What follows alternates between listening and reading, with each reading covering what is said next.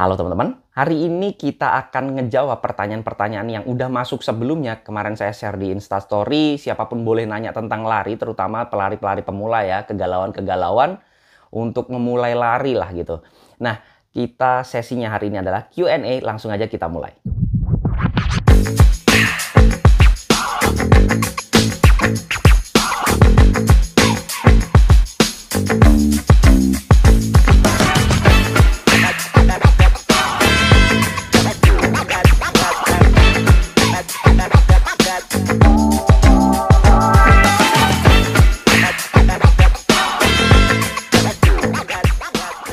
Abi Rafdi.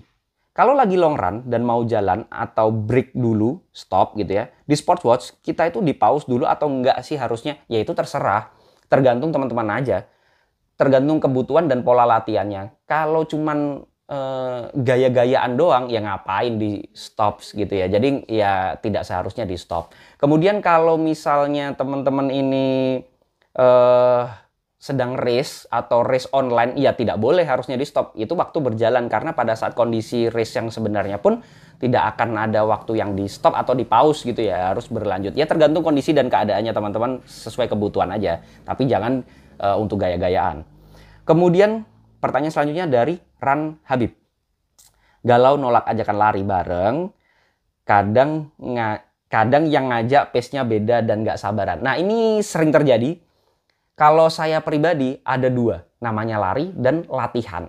Kalau lari saya bebas, tidak ada program latihan. Tapi kalau latihan saya nggak mau diajak teman. Tapi kalau teman mau ikut boleh, cuman saya nggak bakal nungguin dan saya nggak akan ngejar. Karena saya pakai pola latihan saya sendiri. Kalau mau latihan, alangkah baiknya kalian itu sendiri. Tapi kalau lari, happy-happy ya itu mengikuti pace dan juga jarak dari teman-teman yang lain. Kita ngobrol, biasanya kalau gini pelan-pelan enak ya. Disambi dengan ngobrol, kemudian recovery pelan-pelan larinya gitu akan sangat nyaman. Tapi kalau untuk program latihan alangkah baiknya sendiri. Itu saran dari saya. Lanjut ke Naren 5K. Pendapat abang dengan hybrid atlet, pelari, dan bodybuilder. Ya nggak masalah, sebenarnya itu semua tergantung kebutuhan dan goals-nya teman-teman. Ini sangat bagus juga sebenarnya kalau lebih ke performa badan secara keseluruhan dalam arti membangun otot gitu ya. Tapi pengen kardionya juga bagus ya bagus banget untuk hybrid atlet. Cuman mungkin porsinya lebih disesuaikan dan konsultasilah dengan yang ahlinya untuk di hybrid atlet atau yang cross training seperti ini ya. Karena akan ada hal-hal yang perlu diperhatikan dari kedua latihan tersebut. Nggak bisa ngasal kita crossnya seperti apa. Lanjut ke Yunus IG. Apa saja manfaat lari dari menanjak bang? Di tempat tinggal saya banyak tanjakan dan turunan. Manfaatnya adalah kita bisa lebih memaksimalkan kinerja otot yang biasanya kalau lurus otot-ototnya tidak terlatih, otot tersebut tidak terlatih, tapi kalau ditanjakan otot tersebut bisa sampai maksimal terlatihnya.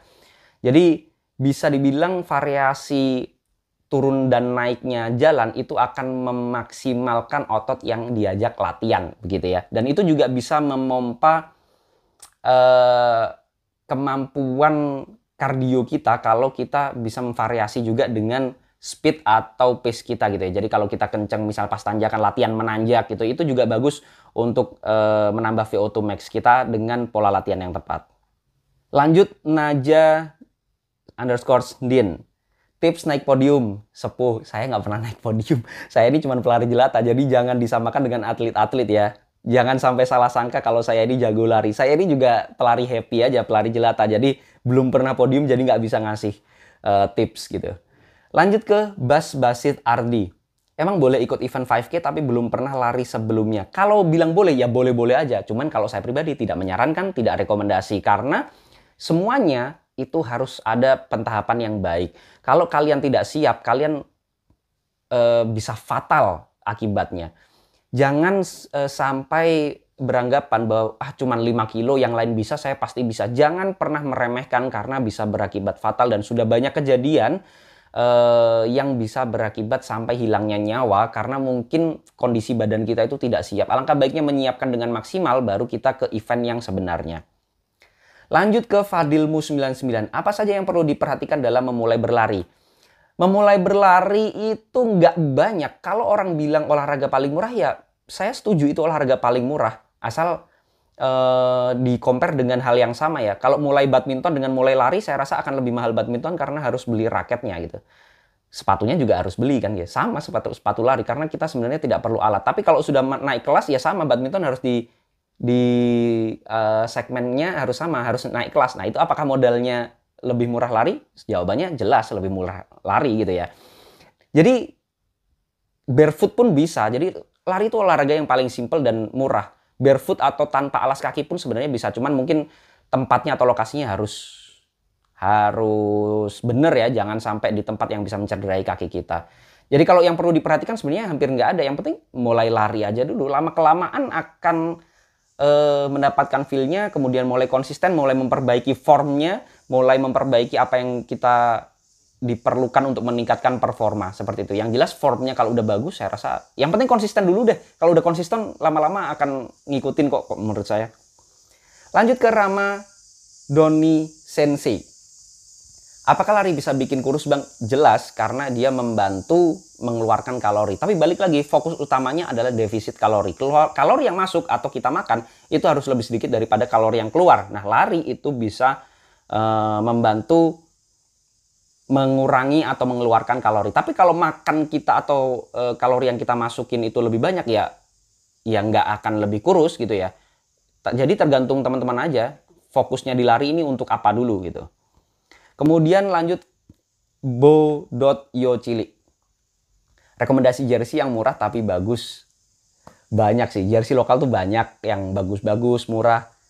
Pelari jelata ini juga bagus, jadi referensinya banyak banget lah. Kalau yang penting nyaman, kemudian ringan, itu penting kalau menurut saya. Terus kalau teman-teman yang long run itu butuh banget bahan yang lembut atau yang tipis banget biar nggak kegesek-gesek ke kulit, karena biasanya kalau kelamaan kulit lecet ya, karena kayak seperti ini kita sering mengayun lengan, sini juga biasanya agak lecet.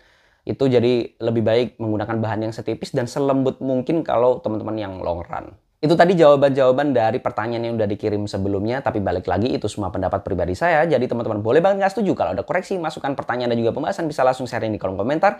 Jangan lupa subscribe channel ini biar saya makin semangat untuk membuat video-video bermanfaat buat teman-teman sekalian. Dan biar nggak ketinggalan kalau misalnya saya upload video baru tentunya seputar lari. Assalamualaikum warahmatullahi wabarakatuh.